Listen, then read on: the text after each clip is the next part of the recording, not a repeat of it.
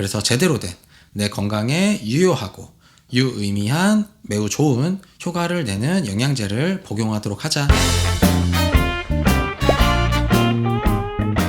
안녕하세요. 한방백숙TV의 김영진 원장입니다. 오늘은 영양제에 대한 다양한 질문들에 대해서 Q&A 시간을 준비해 보았습니다. 영양제를 먹고 속이 불편해요. 어떻게 할까요? 라고 말씀하시는 분들이 있으세요. 제가 그럴 때는 탄산칼슘 제제보다는 구연산 칼슘 제제를 드시도록 합니다. 그래서 중성 비타민C 제제를 드셔라 라고 안내를 하는데, 구연산 칼슘 제제, 중성 비타민C 같은 거 신경 쓰지 않아도 요새 나오는 제품들은 기본적으로 소화가 잘 되는 제제로 이루어져 있어요. 그래서 보통 이런 경우는 요새는 잘 없고, 대부분 이제 두 번째 케이스가 많죠. 생체 이용률과 흡수율을 높이기 위해서 기본 종합 영양제도 알수가 굉장히 많아요. 기본적으로는 5알씩 되는데, 그래서 한두 알로는 해결할 수 없습니다. 그래서 부득이하게 나눠서 복용할 수밖에 없다. 그래서 5알에서 많이 드시는 분은 한 번에 한 30알씩도 드시죠. 그래서 이런 경우가 있기 때문에 소화에 전혀 문제가 없고 속이 전혀 안 불편할 수는 없어요. 그래서 제가 제일 많이 권장하는 방법은 식사 중에 드시거나 또는 식사하시고 바로 드시도록 안내를 하고 있습니다. 그래서 식사하고 바로 먹게 되면은 우리 음식물이 소화되는 과정에서 영양제가 같이 소화가 돼서 속이 불편한 증상을 사전에 예방할 수 있다라고 보통 안내를 많이 합니다. 그리고 그 외에 프로바이오틱스나 초유, 철분제 같은 영양제들은 소화액과 같이 작용을 하면 안 되기 때문에 기상 직후 공복에 바로 드시도록 하고 있습니다. 그 다음, 저희 보통 아버님들 또는 우리 젊은 친구분들, 20, 30대 젊은 친구들이 저 바빠서 못 먹어요. 이거 일일이 못 따라가겠다 라고 하시는 분이 있으세요. 그래서 그런 경우에 제가 보통 안내하는 게, 그러면 2번은 너무 바쁘시니까 한 번만 드셔라 라고 하고 보통 종합 비타민제를 권합니다. 그래서 이 정도만 해도 사실 충분합니다. 안 드시는 것보다는 이 정도만 챙겨 드셔도 매우 우수하고 조금 한번 타협을 하죠. 그래서 종합 비타민, 비타민 D, 오메가3까지 한번 1차적으로 한번 타협을 해보고, 요 정도 3종류까지는 한번 드시자라고 안내를 하고, 조금 더 타협이 된다면 종합 비타민, 비타민 D, 오메가3 그리고 프로바이오틱스와 비타민 C까지 보통 추가를 하고, 그래도 만약에 필요한 영양제가 있다고 하면은 제가 각 환자분들에 따라서 다양한 영양제를 처방해 드리고 있습니다. 그리고 우리 오메가3 좋은 것은 제가 설명드리지 않아도 그냥 다 아세요. 근데 반대로 그럼 오메가6는 안 좋은 거니까 3를 많이 먹어야 되냐라고 물어보시는 경우들이 많죠. 그래서 이런 달맞이꽃, 해바라기씨, 참깨는 오메가6가 많이 있다고 하는데 이거 안 좋은 거죠? 먹으면 안 되죠? 라고 물어보시는 경우들이 많으세요. 그래서 기본적으로 오메가3는 등푸른 생선들, 참치, 고등어, 꽁치, 연어, 호박씨, 아마씨, 들깨 등에 많이 이런 좋은 성분들이 들어 있습니다. 중요한 것은 둘 다 필수 영양소예요. 그래서 3만 좋고 6는 안 좋은 것이 아니라 둘의 비율이 우리 몸에 올바르게 유지되는 것이 중요하다. 그래서 제가 권하는 오메가3와 오메가6의 권장, 우리 몸의 적절한 비율은 1대3에서 1대4 정도 유지하는 것이 좋다라고 하고 있습니다. 하지만 우리가 자주 먹는 옥수수, 그 다음에 사료 먹은 계란, 일반적인 계란이죠. 그리고 풀 같은 것을 먹은 것이 아니라 사료를 먹고 자란 동물의 고기, 이런 것들의 오메가6의 비율이 매우 높아요. 그래서 우리 한국인들의 평균 오메가3와 오메가6의 비율이 1대3에서 4가 아니라 1대20에서 30 정도까지 매우 불균형합니다. 그래서 고로 오메가3가 꼭 필요하다라는 거예요. 그렇기 때문에 여기 나와 있는 이런 오메가6 성분들은 많이 먹을 필요는 없습니다. 그냥 적당히 먹는 것은 괜찮다. 아예 피할 필요가 없는 이유는 이렇게 이 천연 식품들을 먹어서 오메가6의 수치를 우리 몸에서 유의미하게 올릴 수는 사실상 없어요. 그렇기 때문에 굳이 찾아 먹을 필요는 없지만 또 반대로 굳이 피할 필요도 없다라고 생각해 주시면 되겠습니다. 그리고 저는 밖에서 운동을 많이 해요. 달리기 같은 것들. 그리고 저는 밖에서 일해서 비타민 D 먹을 필요 없지 않냐? 나는 햇빛을 많이 받는다 라고 하시는 경우들이 있습니다. 그러면 햇빛으로 비타민 D가 충당되는 이 적정량은 적도 지방에서 상위를 탈의하고 정오에 일사량이 제일 많을 때 30분 이상 있을 것을 365일 가능할 때를 이야기해요. 우리 한국 상황에서 이 정도 조건을 충족할 수 있는 분은 사실 없다고 봐도 무방합니다.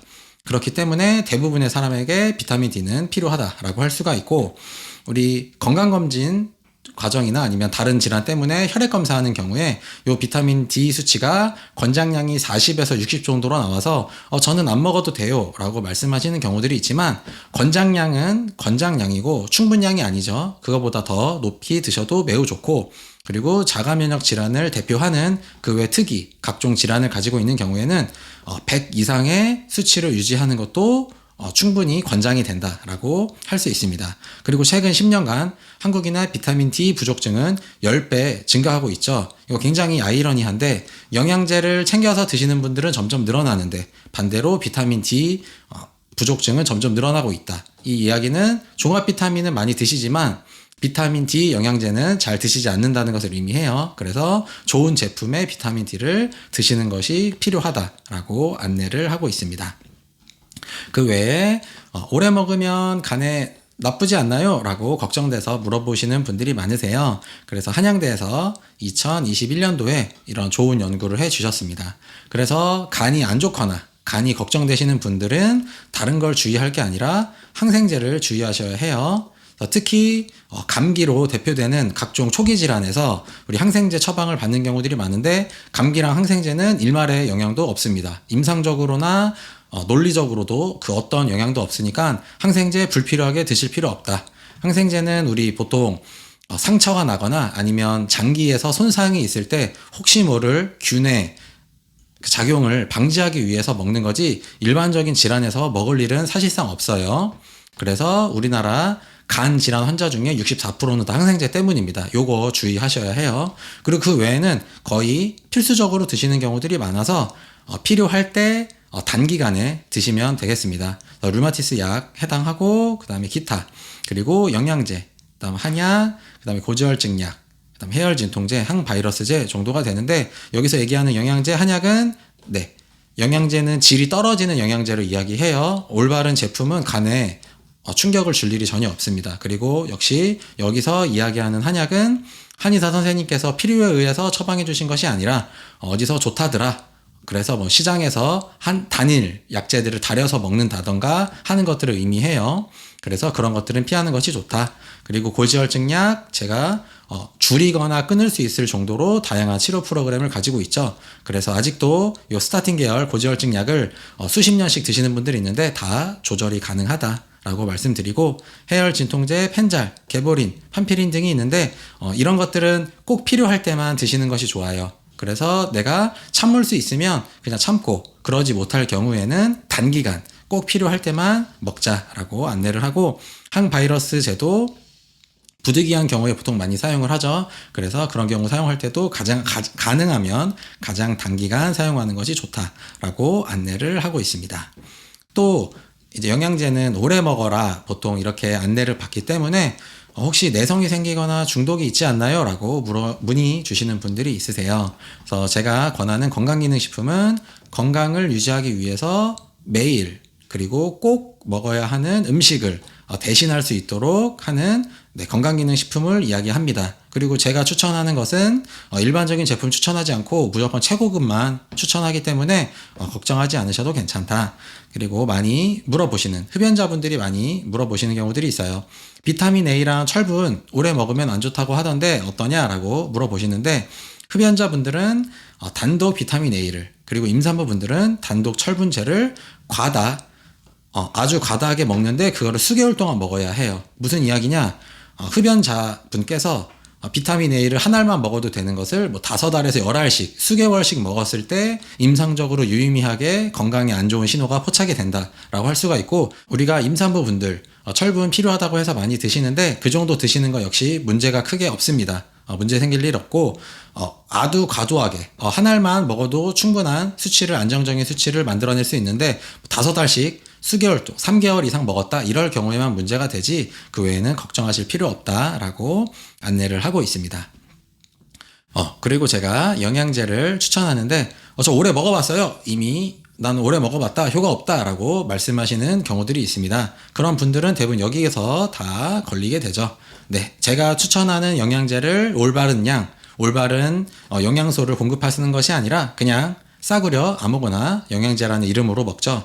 저는 무조건 좋은 것만 추천드리고 일반적인 우리 시중에서 구할 수 없는 것까지 포함해서 한 1600종이 있는데 그 중에 단연 최고의 영양제만 권합니다. 그 외에 나머지 건강기능식품, 한약제들도 마찬가지고 효과 없으신 분들이 드셨던 영양제는 제가 추천하는 그 영양제 그거 아니에요. 그래서 이름만 똑같고 다르다 라고 말씀을 드리고 이런 단독 제품, 종합비타민제, 그다음 프로바이오틱, 프로토 올리고당, 베타카로틴, 실리마린, 간 영양제 이런 영양제들은 그냥 단독으로 먹어도 무조건 반응이 옵니다. 그래서 내가 그러지 않았다는 것은 너무 적은 용량을 먹었다거나 아니면 제품의 품질이 매우 떨어지는 영양제를 먹은 것이다 라고 제가 많이 교정을 해드리고 그 외에 이 고용량 요법으로 비타민들을 드시는 분들이 있으세요. 영양제를 몸이 안 좋아서 치료 목적으로 드시는 분들이 있는 거 알고 있습니다. 그것이 임상적으로 유의미하다는 것도 역시 알고 있어요. 그래서 나도 해봤더니 효과가 나지 않았다 라고 말씀하시는 경우들이 있는데 그럴 때는 먹는 것으로 안 되는 상태라고 그냥 생각하시면 되세요. 그것이 효과가 없었던 게 아니라 내 몸이 그 정도에 반응할 정도의 컨디션이 안 된다, 많이 모자르다, 많이 아프다라는 이야기이기 때문에 네, 다른 접근을 필요해서 치료하시고 다시 영양제 각종 제가 권해드리는 건강기능식품 드시면 무방합니다.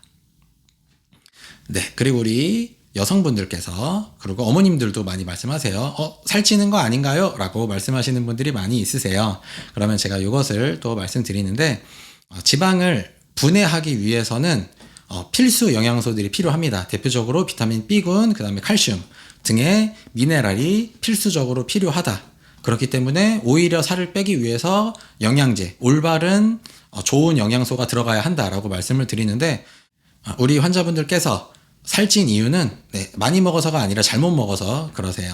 그래서 필요한 음식, 내 몸에 꼭 있어야 하는 영양소는 먹지 않으면서 탄수화물은 정확하게는 아니고 설탕이 문제인 거죠. 당을 너무 과도하게 먹기 때문에 살찐 겁니다.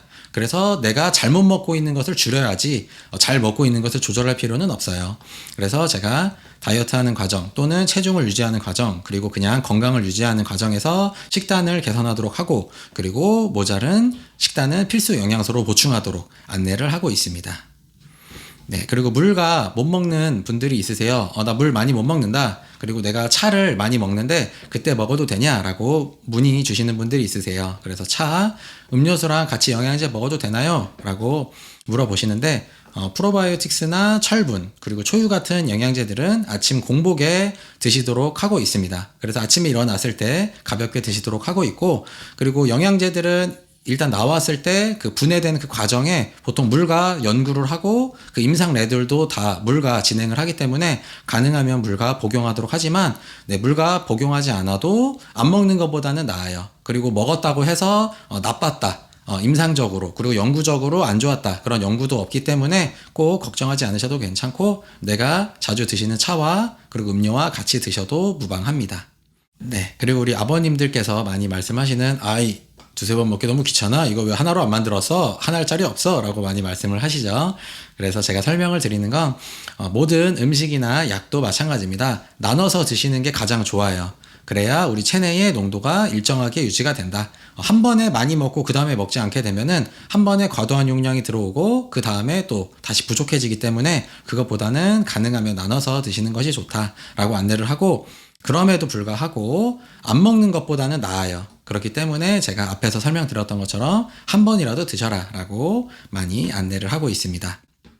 그리고 역시 이것도 어머님들은 잘 말씀 안 하시는데 아버님들께서 이것 때문에 아주 불편하시는 분들이 있으세요. 특히 신장 질환이 있다거나 아니면 알았던 경험이 있어서 소변색을 매우 걱정하시는 분들이 특히 종합 비타민 B군들을 많이 먹고 나서 소변색이 노란색이 돼서 불편하다. 뭔가 내 몸에 중요한 것이 나오는 것 같다라고 말씀을 하시는데 이 비타민 B군 수용성 비타민이 나오는 것은 자연스러운 현상이라고 생각해 주시면 되세요. 우리 일반적인 우수한 영양제에는 비타민 B군이 충분 용량보다도 조금 넉넉하게 들어 있습니다. 왜냐하면 남으면 우리 체내에 남는 것이 아니라 물에 녹아서 소변으로 배출되기 때문인데요.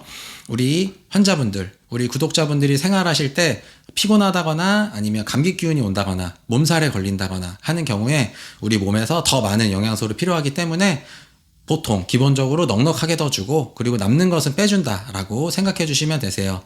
이것을 정확하게 맞추고 싶어서 이 영양제 개수를 조절하시는 분들도 있는데 그렇게 하시면 내가 피로하거나 내 몸에서 더 많은 영양소를 필요로 할 때 그때 맞춰서 적절하게 공급할 수가 없기 때문에 그냥 노란 소변을 시원하게 보시도록 안내를 하고 있습니다. 네, 그리고 또 걱정하시는 많은 부분들이 있죠. 네, 저는 간이 안 좋아요. 그리고 저는 신장 질환이 있어요. 그래서 영양제 먹기가 부담된다라고 많이 말씀을 하십니다. 그래서 간과 신장 질환은 영양제만 주의하셔야 되는 게 아니라 모든 외부 물질, 그리고 뭐 피부, 그 다음에 마시는 거, 그 다음에 코로 들어오는 것들, 그런 것들 모두 주의하셔야죠. 우리 몸에 찌꺼기를 대사하거나 배출하는 그 능력이 많이 떨어져 있으시기 때문에 필요한 것만 적절하게 드시는 것이 필요해요. 그래서 그런 분들, 걱정되시는 분들은 내원하셔서 진료를 통해서 제가 필요한 영양제, 필요한 건강기능식품, 필요한 한약, 기타 필요한 처방들을 제가 하도록 안내하겠습니다. 그리고 어린 아이들, 청소년을 비롯해서 유아들도 먹어도 되냐고 물어보시는 경우들이 많으세요. 그래서 가루제로 나와 있는 영양제들이 있기 때문에 그런 것들 분유나 우유에 타서 복용시켜도 괜찮고, 특히 아이들은 가장 빠른 반응이 오죠. 프로바이오틱스를 먹게 되면은 한 다음 대변이나 다다음 대변에서 바로 변색깔의 반응이 와요. 그래서 변색깔이 좋아지셔서 특히 아직 혼자서 대변을 보지 못하는 영유아 아이들의 부모님들은 한번 복용하도록 하고 매우 만족하시죠. 그리고 아이들은 꼭 영양제뿐만 아니라 항상 반응이 빠르게 옵니다. 몸이 오염되지 않고 깨끗하기 때문인데요. 그래서 이게 좋은 것이 확실하다면 내 아이에게 먹이면 바로 좋은 반응이 옵니다.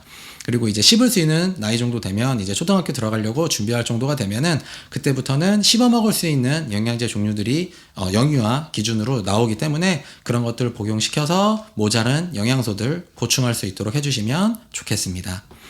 그리고 집에 있는 영양제들 때문에 보관 기간이나 유통 기한을 물어보시는 경우들이 있으세요.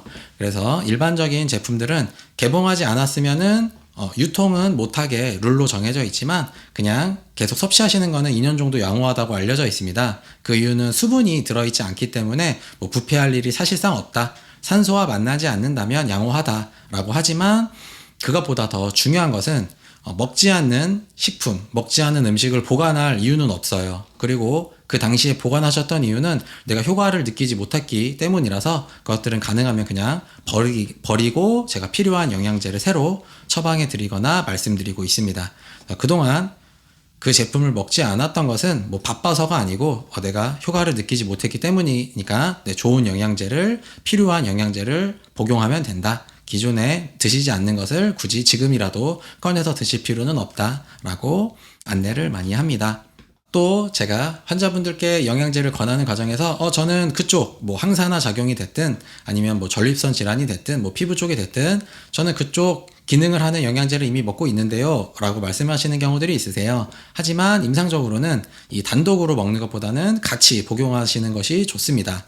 그래서 같은 종류라도 같은 계열의 영양제라도 항상 같은 장기, 같은 신체 기관에서 딱 같은 강도로 작용하는 것이 아니에요. 그래서 서로 보완시키고 그 다음에 그 효과를 더 증가시킨다라고 할 수가 있습니다. 그래서 장이 안 좋으신 분들의 예를 들자면 프로바이오틱스만 드셔도 매우 좋은 효과가 있지만 그것 외에도 알로에 겔이나 프로토올리고당이나 아니면 식이섬유 같은 것들을 함께 드시면 환자분들께서, 고객분들께서 더 좋은 피드백을 해주십니다. 그리고 역시 아버님들, 전립선 건강 때문에 소팔메토 제제들 많이 드시는데 이것만 드시지 말고 항산화 작용을 같이 하는 비타민 C, 비타민 E를 같이 드실 경우에 역시 좋은 반응을 얻을 수 있다, 좋은 반응을 기대할 수 있다라고 안내하고 있습니다. 네, 그리고 칼슘을 많이 먹으면 신장결석이 오지 않나요? 라고 역시 걱정하시는 분들이 있으세요. 신장이 원래 안 좋다라고 이야기를 들은 적이 있으시거나 아니면 결석을 배출하거나 깬 적이 있으신 분들이 많이 걱정을 하시죠. 내 몸에 칼슘이 적으면 우리 신체가 칼슘이 적으니까 칼슘을 내가 더 많이 보유해야 된다라고 생각을 해서 오히려 옥산산 칼슘의 농도를 증가시킵니다. 그렇기 때문에 오히려 신장결석이 있다, 앓은 적이 있다, 걱정이 된다 하시는 분들은 오히려 칼슘 영양제를 드셔야 한다라고 할 수가 있고, 우리 국민의 70% 이상이 권장 섭취량의 75%보다 적게 드시고 있다고 제가 이전 영상에도 안내를 해드렸죠. 권장 섭취량이 여기 있습니다. 충분 섭취량이 여기 있는데 권장 섭취량의 4분의 3보다도 더 적게 먹고 있다는 뜻은 우리 국민들 대부분이 이쪽에 해당하다는 거죠. 그래서 충분히 보충해 주는 것이 임상적으로 그리고 영구적으로도 의미가 있다라고 안내를 해드립니다. 네, 지금까지 한 내용을 정리해 보자면 정확한 건강 정보를 전달하고 그리고 우리 구독자분들도 이런 정확한 건강 정보를 통해서 내 몸에 맞는 건강 지식을 쌓자라는 것이 핵심입니다. 그래서 제대로 된 내 건강에 유효하고 유의미한 매우 좋은 효과를 내는 영양제를 복용하도록 하자. 그리고 저 역시도 그렇게 계속 공부하고 권하고 있습니다.